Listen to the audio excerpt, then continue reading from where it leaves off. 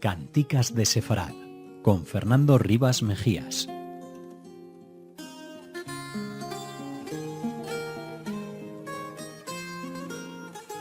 Bienvenidos a la tercera entrega de este programa maravilloso que conduce Fernando Rivas Mejías. Bienvenido, Fernando. Hola, Raquel. Gracias a todos por esta oportunidad de nuevo. Bueno, gracias a ti. Hoy vamos a hablar de la copla, un género que, ¿cómo definirías, Fernando? Así es, al contrario de los géneros anteriores, hoy vamos a ver un género de bien arraigado origen popular. Tanto así que la copla es popular pues en todas las tradiciones de todos los pueblos. Y el nombre copla procede del latín, el cual quiere decir cópula, unión, enlace. Obviamente estamos hablando de una unión y un enlace que se hace del pueblo, por lo que es de tradición y de profundo arraigo. Es una composición poética, generalmente desarrollada en 4 versos de arte menor. Es siempre bueno recordar que cuando hablamos de versos de arte menor son aquellos que son menores a 8 sílabos, generalmente con una rima asonante en los versos pares, es decir, 2 y 4. Este término se suele usar para aquellas coplas que son de marcado contenido profano o festivo y en ocasiones hasta picaresco, como suele ocurrir con las famosas coplas o cantares de Tetuán, en donde hay mucho de la intimidad entre esposos y lo llegan a proyectar inclusive como algo muy cómico y jocoso, ¿no? Fernando, ¿y cómo se interpretaban estas coplas?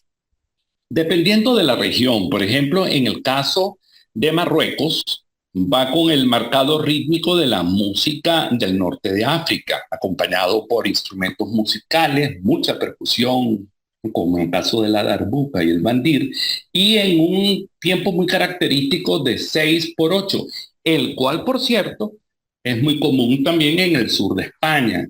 La seguidilla, la música andaluza tradicional, generalmente está escrita en tiempos ternarios y compuestos, como en el caso de un 6/8.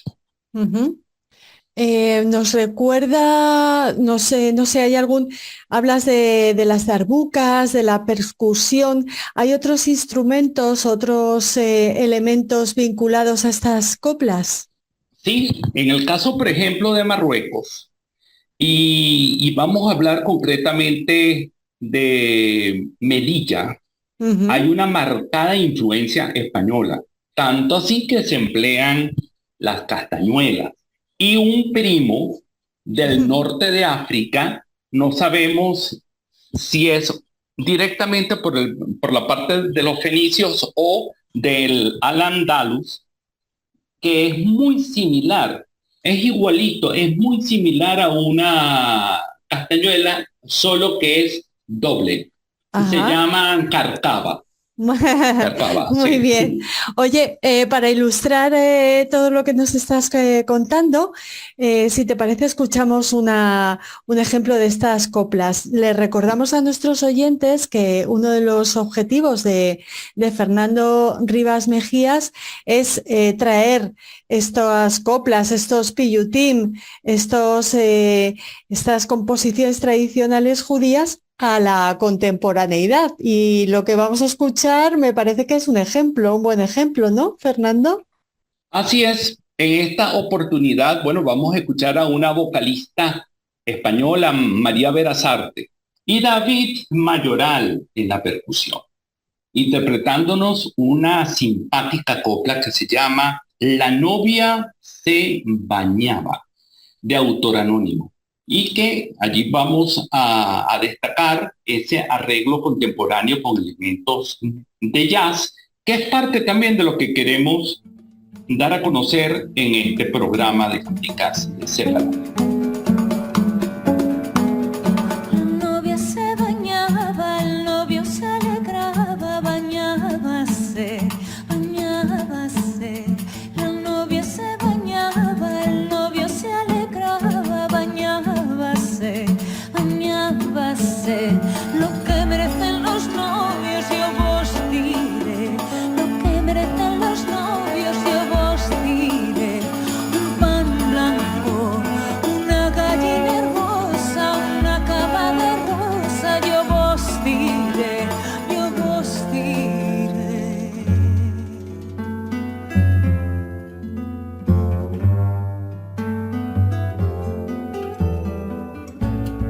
seguimos explorando estas coplas. ¿Por qué se caracterizan? Son diferentes, me imagino, teniendo en cuenta las regiones donde se crearon y se interpretaron, ¿no? Así es. Como buen elemento de la música tradicional y cultural de cada región, recoge las características musicales de cada una, no solamente en la estructura rítmica, sino también con los diversos instrumentos que cada región de Europa o de Asia ha hecho como propios. Así es en el caso, por ejemplo, de las coplas de los Balcanes, donde nos vamos a encontrar con muy interesantes coplas que recogen la forma de canto genuina de esos pueblos y de los coros, como en el caso de la música de las montañas Rodopes en Bulgaria. De allí podemos mencionar de esta región de los Balcanes el regateo de las consuegras y con mucha licencia madre buena. Fíjense, los títulos son muy distintos a los que pueda tener desde luego un pillutín o una romanza. Y muchos de estos registros musicales los podemos encontrar como verdaderos tesoros musicales de Sofía, Sarajevo, Skopje y muchas regiones de los Balcanes. Y si hablamos de zonas de la diáspora sefardí, tenemos que irnos a Grecia, ¿no? Sin lugar a dudas, donde se encuentra quizá uno de los mayores registros musicales de la música sefardí. Y es el caso de las coplas o de la región de Rodas y Salónica, que comprende todo lo que es el occidente y el norte de Estambul.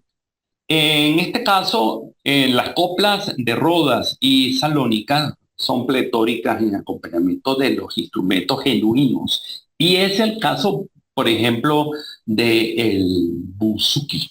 El buzuki, ese instrumento que, por ejemplo, se inmortalizó en una película como Zorba, va a estar acompañando estos temas musicales sine qua non, es decir, no puede faltar lo que le da ese característico sonido, que es muy genuino de la música helénica y del Mediterráneo oriental.